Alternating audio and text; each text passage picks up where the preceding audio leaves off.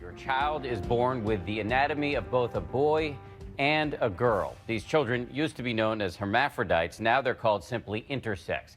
In the hospital, there's often pressure to perform surgery right away to make the gender clear. But tonight, you're going to meet someone who grew up and concluded the choice that was made was wrong. Here's my Nightline co-anchor, Juju Chang. It's the first question when a baby's born. Is it a boy or a girl? Sometimes the answer isn't that simple. They told me that he was intersex. Intersex, meaning born with both male and female genitals. Like, no big deal. Okay, what else? It's more common than you might think. The first thing I said when we heard, I said, don't let him get the surgery. He hasn't gotten the surgery, has he? I feel weird because I don't feel like I should be going into the girls' room. Been castrated. And he's been castrated, so that is likely to have a lifelong impact. And irreversible. And irreversible.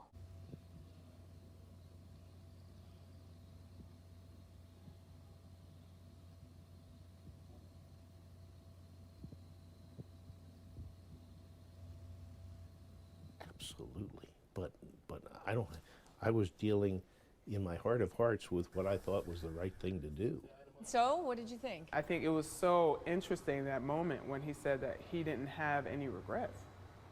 Like, I was like, wow, and I guess, you would have to do that in order to avoid feeling. We asked Dr. Hensel to clarify his lack of regret. If you want the truth, I don't feel regret about it because I did the best I could do based on what I knew. Because there's no clear protocol on how to treat intersex children, these operations are still happening, which is why the Crawfords are suing doctors at Medical University of South Carolina and the state, claiming they assigned their adopted child the wrong gender. The case involving their son, MC, could potentially provide a first-of-its-kind, precedent-setting ruling. We reached out to the hospital where the surgery was performed. They declined our request for an interview but issued this statement. MUSC will vigorously defend in this case with a preponderance of evidence that will also serve to explain why MUSC does not accept the information as alleged.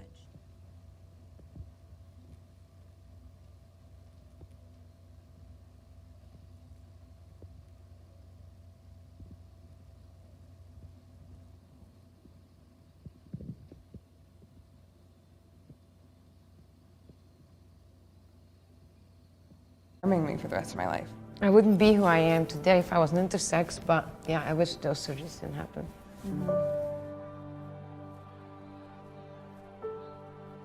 Hi, I'm Emily, and I found out I was intersex when I was 10 years old. Hi, I'm Hannah, and I found out I was intersex when I was 17. Hey, I'm Pigeon, and I found out I was intersex when I was 18.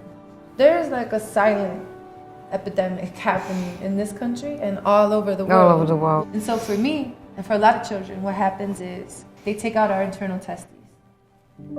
Then, like, the worst part that I believe happens is, to me when I was 4, is the clitorectomy. So what you hear happening is like female genital mutilation in other places happens to intersex children here, and it's called intersex genital mutilation. And they literally just removed my clitoris.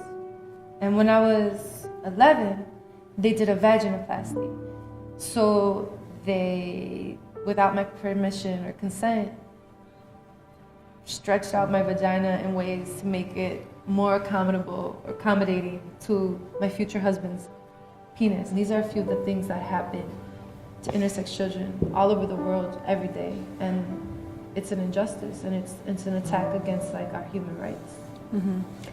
Especially if you don't even know, like the child needs, if you want to get a surgery, it's fine, but you need to be able to do that for yourself, make that own decision when you're old enough and completely well informed. We talk a lot about informed consent and like being able to make a decision for yourself, but that means knowing what it is that's happening, knowing why it's happening, knowing that's what you want and what you're going to want in the future, like, and your doctor being honest with you and not trying to manipulate you. And what happens is, at least for my particular intersex variation, is there's this idea that we are not fulfilled or not completely developed female children in order to maintain the binary thinking.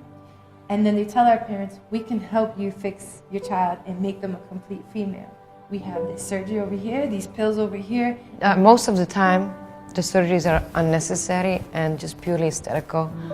And just because driven out of fear of non-binary bodies. Like cutting off clitoris is not necessary. It's not medically necessary. There's no reason for it.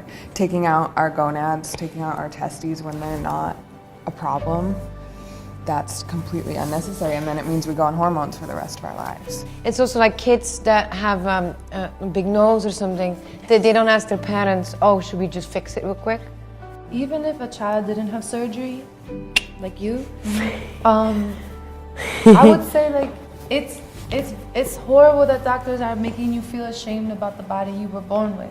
Yeah, I've had so many times where doctors have tried to both remove my testes and build me a vagina, is how I describe it, because that's what they were literally going to do, vaginoplasty. Or I don't know, up until this day there's still doctors who are like scaring me into having surgery, trying to tell me horror stories of people getting cancer in order to get me to have surgery, but they have no statistical proof, there's no medical proof. The only reasons they're doing that are because they're scared and they think that it's wrong, or that my body is wrong or needs to be fixed.